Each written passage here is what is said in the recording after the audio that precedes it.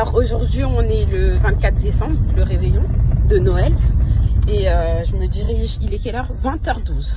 Et je me dirige actuellement à l'hôpital Antoine Béclair. Parce que ma cousine Ophélia m'a appelée car elle a perdu les os et... Et là, elle me dit, pas de nouvelles, vous êtes à 3 cm, vous allez pouvoir passer en sac de naissance et on va vous poser... Salut tout le monde. Je m'excuse déjà pour le bruit de fond que vous allez entendre durant la vidéo, c'est mes copines.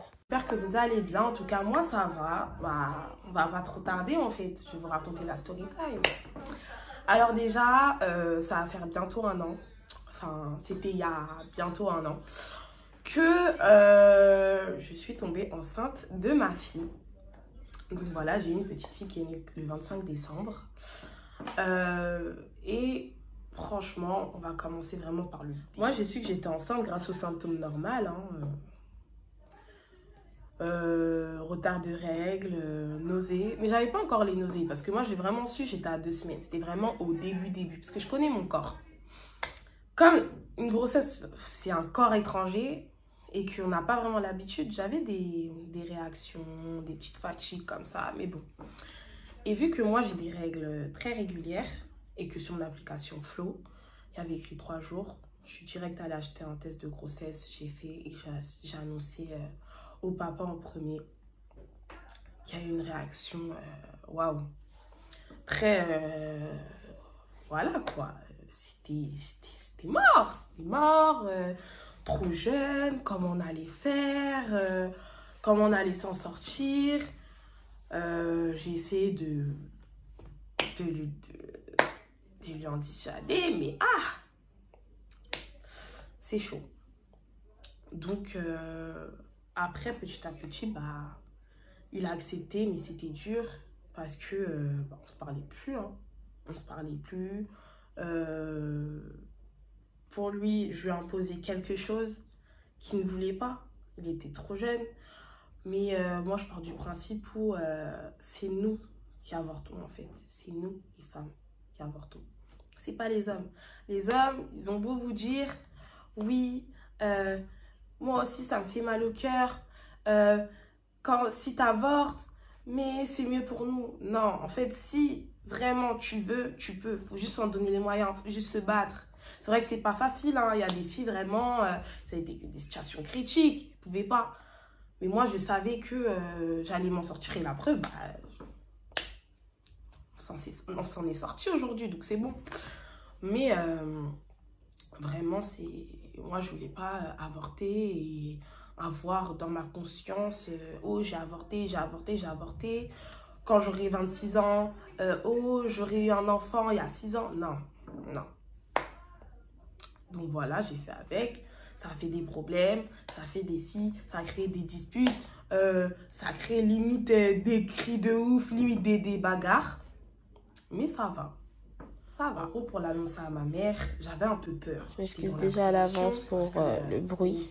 C'est mes copines qui sont derrière. On ne vient pas comme ça, avec une grossesse, surtout quand on habite chez elle, c'est pas comme ça.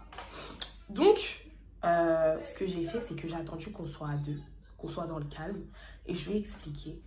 Je lui ai dit, maman, voilà, je suis enceinte. Et sa réaction, elle a été trop bizarre. Genre, c'était une réaction calme, en fait. Moi, je m'entendais un truc de ouf, j'ai des choses, des trucs. Non. Donc, je me suis dit, oh, c'est bon et tout. Elle a dit, bah, t'es enceinte, tu vas accoucher. Moi, je pensais que c'est bon. J'étais tranquille, pépélée. Les problèmes qui m'ont suivi après, Mola. Donc après et tout, on était à un repas de famille, etc. Je n'avais pas encore annoncé à mon grand frère et tout. Il y avait des membres de ma famille qui ne savaient pas encore parce que j'avais chaud. Et il faut savoir que j'ai pris quand même 1 mois pour l'annoncer à ma mère. Donc maintenant, on est lors du repas et tout. Et ma mère, elle descend en bas avec mon frère et avec ma grande sœur. Moi, je me dis bizarre et tout parce que je lui ai bien dit que je voulais annoncer à mon frère sans qu'elle lui dise. C'est pas, il remonte, je vois, il me regarde bizarrement. Je me dis, oh, c'est chelou. C'est obligé, elle lui a dit. Maintenant et tout, ma mère, elle me lance, ouais, Ophélia, on va descendre, on va parler. Donc maintenant, on descend, on va parler dans la voiture et tout. Mon grand frère, il me regarde comme ça. Ophélia, t'es enceinte de combien de temps? Mon cœur, il a battu. Boum, boum, boum, boum, boum. Et j'ai eu peur, hein, un regard noir. Bref, maintenant et tout, je lui dis 2 mois, parce que j'étais à 2 mois et tout. Il me dit, ouais, tu comptes garder tout ça? Je dis oui. Moi, c'était sûr. Moi, je suis contre l'avortement. Je suis pas contre celles qui font, mais moi, j'ai gardé, je préférais garder. Donc, de là, on remonte, etc. On a fini la discussion. Il m'appelle dans la chambre. Déjà, j'avais encore plus chaud. J'étais là, je me rappelle, j'étais aux toilettes. Il ouvre la porte des toilettes comme ça. Ouais, Anna, je t'appelle. Je fais, mais je suis aux toilettes. En gros, je dis, je suis aux toilettes, quoi. Un peu d'intimité. Ah. Donc maintenant et tout, j'arrive, je vais dans la chambre. Le cœur qui bat. Boum, boum, boum. Le cœur, il battait trop fort. Maintenant, je vais dans la chambre et tout. Regard noir. Le mec, il me regarde pas dans les yeux. Ouais, ça fait combien de temps que t'es enceinte? Il me repose la question. Bah, 2 mois. D'accord. Et à ce moment-là, parce que je ne l'ai pas dit dans la vidéo, j'ai 20 ans. À ce moment-là, j'avais 19 ans. Il dit, comment tu peux tomber enceinte à 19 ans? Comment tu peux faire ça? Il met un coup de poing dans le mur, une grosse trace. Quand je vous dis le mur avait la marque de sa main, là, j'étais choquée. Un trou, t'as peur. C'est pas et tout maintenant. Je lui dis, je suis désolée, je commence à faire la fille triste. Je suis vraiment désolée. Patati patata, nanani nanana. J'ai dit ok. Il m'a donné une gifle, coup de poing. J'ai pas compris. J'ai atterri sur le radiateur. J'ai atterri en même temps sur le lit. J'ai pas compris, j'ai voltigé. J'ai eu grave peur. J'ai pas compris. Et là et tout, j'avais grave la haine. Je me dis, mais je suis enceinte. En vrai, oui, je suis chez la daronne, mais je suis quand même majeure. En vrai, t'es pas mon père, genre, t'as pas comme ça. Je me suis levée avec la haine, la rage. Je l'ai dit, j'ai commencé à crier dans toute la maison. Ouais, tu me tapes pas, t'es malade et tout. J'essaie de lui rendre son coup de poing, il était archi plus grand que moi, mais j'avais une force qui est venue d'un coup. Donc là, non, tu me tapes pas, c'est pas comme ça, nanana. Maintenant, on vient séparer, moi je crie, tout ça. Bref, de là, bah, j'ai quand même décidé, malgré ces désagréments, de garder encore mon bébé, en fait. Donc, au début, c'était très dur. En fait, ce qui était dur, c'était la grossesse. Avoir un corps étranger en toi que tu n'as jamais vu auparavant, c'est vraiment pas facile. Parce qu'au début, on est très, très fatigué. J'avais beaucoup de nausées, je faisais que vomir. Je sortais plus pendant 3 semaines quand même. Et c'était vraiment difficile. Mais après, passé les 4 mois, je me sentais vraiment bien. Franchement, je me sentais bien. Mais mon problème, je ne sais pas si vous connaissez, j'avais de l'hypersalivation. Donc, j'étais toujours obligée de manger de l'argile. En gros, ceux qui connaissent, c'est du kaolin en fait. On appelle ça du kaolin pour assécher ma salive pour que je puisse parler. Je ne pouvais même pas aligner 2 mots que j'avais de la salive plein la bouche. C'était vraiment dégueulasse. J'essayais de mâcher des chewing-gums, j'essayais de tout faire. Non. Il y a des personnes, l'hypersalivation, ça reste 2-3 mois. Il y a des personnes, ça s'arrête aux 6 mois. Il y en a, ça dure tout le long de la grossesse. Et moi, c'était tout le long de la grossesse. C'était super difficile à vivre. Je me sentais mal dans ma peau. Après, je me sentais aussi très mal dans ma peau parce qu'il y avait l'apparition des vergetures. J'étais une personne qui avait un ventre plat. Bon, ça va parce que mon ventre, c'est pas un truc de ouf. Mais maintenant, j'ai énormément de vergetures qui ne partent pas, qui ne peuvent plus partir. Donc vraiment, franchement, donner la vie. Les hommes, respectez les femmes. Parce que donner la vie, c'est pas facile. Et les filles, hein, et se confiner avec son copain, mauvais bail. Mauvais bail. Je pense que 2020, là, c'est l'année des baby mamas. Il y a trop de baby mamas en 2020, c'est trop. Donc, bref. Donc ensuite, j'avais aussi des remontées gastriques.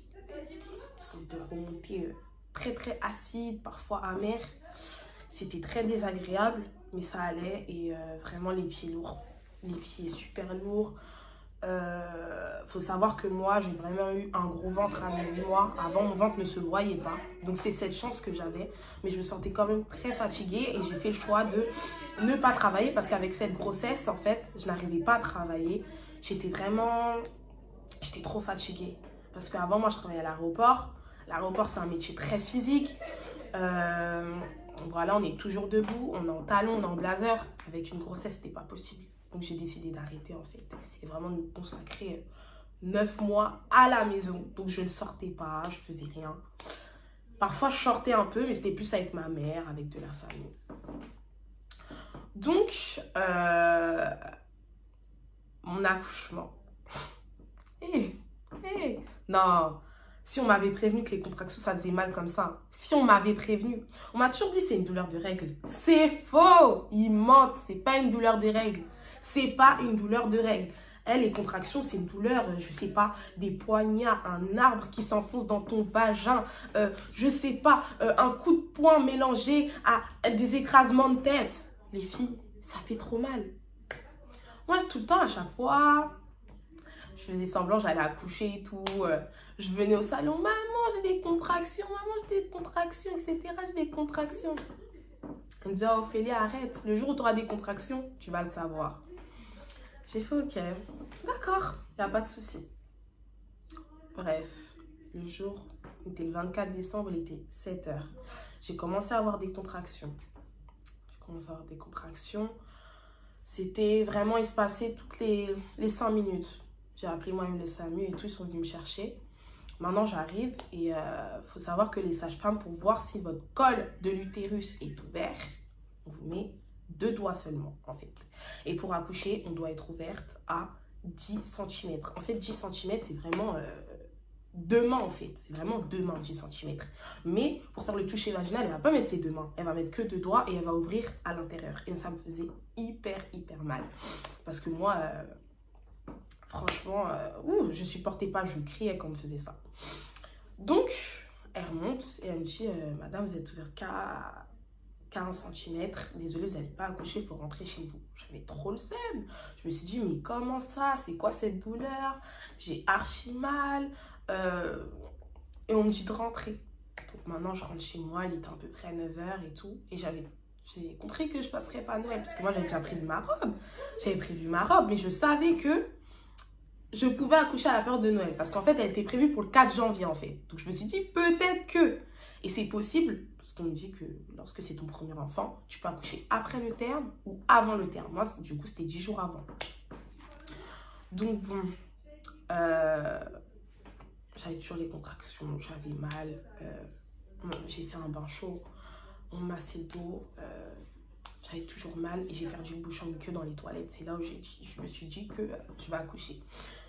C'est vrai qu'il y a des personnes qui perdent le bouchon muqueux 3 semaines avant leur accouchement. Moi, franchement, j'ai su que c'est mort. Je l'avais perdu, en fait. Pour ceux qui ne savent pas, le bouchon muqueux, c'est une sorte de glaire avec des petits filaments, légèrement de sang. C'est ce qui protège le col de l'utérus pour éviter les frottements entre le col et la tête du bébé. Donc, c'est vraiment très, très important. Donc, voilà. Et c'est pas parce qu'on perd qu'on accouche. Donc, il était à peu près 18 h, 19 h. J'avais toujours mal. Les contractions étaient un peu plus espacées. J'ai donc décidé de me rediriger vers la maternité. Donc, voilà, j'appelle ma cousine. Comme vous l'avez vu au début, j'appelle ma cousine et tout, parce que j'ai accouché avec elle. Et je lui dis de venir. J'avais toujours pas perdu les os. Donc, maintenant, j'arrive et tout. C'était 7 h du matin. C'était trop magot. Elle me refait le toucher vaginal. Elle me dit... Félicitations, vous êtes ouverte à 3 cm. J'étais tellement heureuse. Je me suis dit, enfin, parce que vous imaginez de 7 h à 20 h avec des contractions. Des contractions, j'étais super fatiguée, j'ai vomi, j'en pouvais plus, je voulais juste accoucher en fait. Je me suis dit, non, donner la vie, non. Qui m'a envoyé? C'est à ce moment-là où tu te dis, qui t'a envoyé te confiner? Qui? Si j'avais su. Au calme, je suis très heureuse d'avoir ma fille aujourd'hui. Donc, bref. Ensuite, je passe en salle de naissance, etc. On met sur le ballon, je fais, etc. Et moi, j'ai demandé la péridurale. Mais sauf que moi, je me suis dit que la péridurale, on te la met et t'as plus de douleur. Non. Il est venu me poser la péridurale et ça fait super super pas mal. On m'a toujours dit que ça fait hyper mal, archi pas. Je sais pas si c'est parce que j'avais la douleur ou pas, mais moi en tout cas, ça allait, c'est supportable. Donc il m'a fait la péri et tout. Et il m'a dit qu'il faut 30 minutes pour que ça agisse. Et la péri, en fait, calme les contractions. On ne les sent plus du tout. Et ça permet qu'on accouche sans sortir la tête du bébé, sans sentir les déchirements, en gros, sans douleur, en fait. Donc maintenant, moi, j'ai eu 13 heures de travail. 13 heures de travail, c'était difficile parce que parfois la péridurale diminuait. Donc la péridurale, elle diminuait et j'en pouvais plus.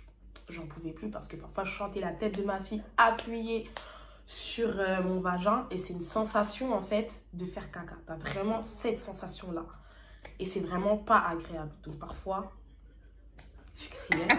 Aïe! Calme-toi! Aïe, aïe, aïe! Vous pouvez le voir. Voilà! Crie, c'est pas grave, crie! Crie! Si t'as mal, tu cries, d'accord? Franchement, je m'en fiche. Mais franchement, là, je me gênais pas. Jusqu'à un moment, il est venu me parler, le monsieur, en me disant que le cœur du bébé diminuait. J'étais là, je regardais, parce qu'il y a une petite machine là, je sais pas comment ça s'appelle. Et ça faisait comme ça. Comme ça. Genre à un moment, son cœur battait. Et il faut qu'en fait, le cœur d'un bébé doit battre entre 120 et 160 debout.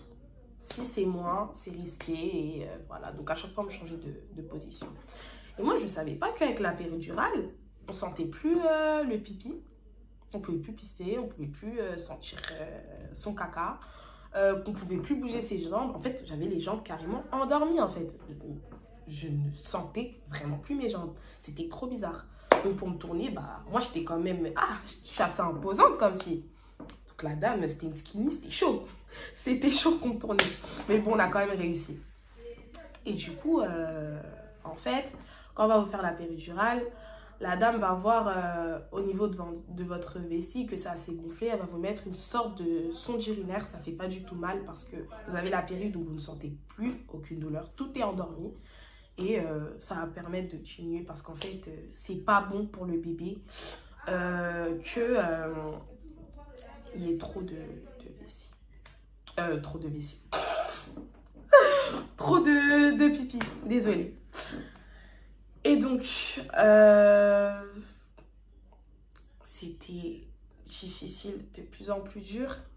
À un moment, vers 4 h du matin, on m'a dit que je devais pousser. J'essayais de pousser toutes mes forces, j'arrivais plus, j'avais plus de force. Il faut savoir que j'étais à jeun quand j'ai accouché. J'avais rien mangé de 7 h à au moins 8 h. Parce que dites-vous, 7 h la veille à 8 h. Donc j'ai fait carrément 24 heures sans manger. J'ai vomi, la péridurale m'a fait vomir. Je me sentais pas bien, je voulais que accoucher, franchement. Et je comprenais pas pourquoi la péridurale diminuait, donc on me remettait. Et vu que moi, ma fille prenait du temps, on m'a mis dans ma perfusion. Parce qu'il faut savoir que vous êtes obligé d'être perfusé. Hein, parce que l'accouchement, quand même, c'est assez risqué. On m'a mis le produit pour ouvrir le col. Parce que mon col était trop fermé pour que j'accouche plus vite. Et là, à 8 h du matin, à 8 h 22 exactement, le 25 décembre, j'ai poussé de toutes mes forces. Comme vous voyez là, de toutes mes forces. Et j'ai accouché de ma fille. Franchement, non, j'ai pas fait caca en accouchant. Je pense à la nourriture. Je vous vois venir, j'ai pas fait caca en accouchant, j'ai pas fait pipi sur ma fille, tout allait bien. Elle est née en très très bonne santé, à 3,290 kg. Donc voilà, ma petite Jaylee, mon bonheur aujourd'hui. Et c'est vraiment une bénédiction parce que j'ai traversé beaucoup de choses à travers cette grossesse et de voir que j'ai pas lâché, de voir que j'ai pas abandonné parce que beaucoup abandonnent. J'aurais pu aller au planning familial, j'aurais pu, mais non, je me suis battue toute seule. Bien sûr avec l'aide de ma famille aujourd'hui et je les remercie. Et aujourd'hui, bah, une stabilité, un appartement, continuer mes projets, même étant maman. Et je suis vraiment, vraiment fière de moi. Donc, voilà. Et aussi, l'après-accouchement, je ne vais pas trop détailler, mais je vais un peu vous expliquer. Moi, quand j'ai accouché, j'ai eu 3 points de suture. Donc, on m'a recousu. Et vraiment, pour que la péridurale parte, il faut 2 heures. Donc, pendant 2 heures, vous ne pouvez plus marcher. Vous ne pouvez plus marcher. Donc, j'ai fait 13 heures sans marcher lorsque j'étais sur la table. Et franchement, le après, quand tu vas aux toilettes, quand tu fais caca, la douleur, Mola, la douleur, ça faisait trop mal. Et ça faisait vraiment trop mal parce qu'en fait, ça pique. Et il faut 2 semaines. Et je ne savais pas qu'après l'accouchement, pendant 2 ou 3 semaines, ou même 1 mois pour certaines femmes, on saigne énormément. Moi, je mettais carrément des couches, là, des couches, vous savez ce qu'on met aux personnes âgées, pour que vraiment tout coule et que je me tâche pas, parce que tu saignes énormément. En fait, c'est tout le sang, tous les déchets de ton ventre, et tout s'évacue, en fait. Et ça prend du temps, parce que quand même, le bébé était là 9 mois. Et c'était vraiment... voilà, c'était pas facile. C'était pas facile l'accouchement. C'est vrai qu'au moment de pousser, j'ai pas trop senti, hein, je vais pas vous mentir. J'ai pas senti du tout. Mais c'était vraiment comme ma péridurale diminuait, j'en pouvais plus. J'en pouvais plus, j'étais fatiguée. On me disait de me tourner, de changer de telle position, de changer ci, de changer ça. Non, non. Donc encore, j'insiste, les hommes, respectez les femmes qui accouchent. Parce que ça nous laisse des séquelles. Il y a des femmes qui tombent en dépression. On n'a plus le même corps. Bien sûr, je n'aurai jamais le même corps. Mais je m'accepte comme ça aujourd'hui. Et je suis fière de moi, c'est pas grave. J'ai eu ma petite à 20 ans. Par contre, le prochain enfant, je vais attendre. C'est mort. Tout de suite, là, c'est mort. Je vais attendre au moins 8 ans, là. Parce que là, non, non. Non, puis sérieusement, en tout cas, je vous remercie d'avoir suivi ma story time. Merci. N'oubliez pas de vous abonner si vous faites.